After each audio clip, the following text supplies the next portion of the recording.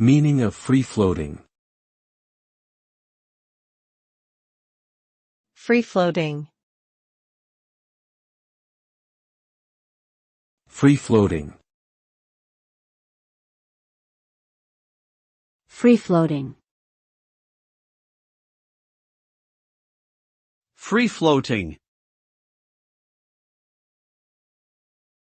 The term free-floating refers to something that is not attached to anything else, or is not fixed or constrained in any way.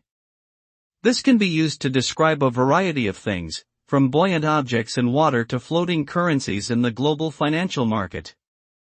In the context of psychology, free-floating anxiety refers to a feeling of general unease or fear that is not linked to any specific event or situation.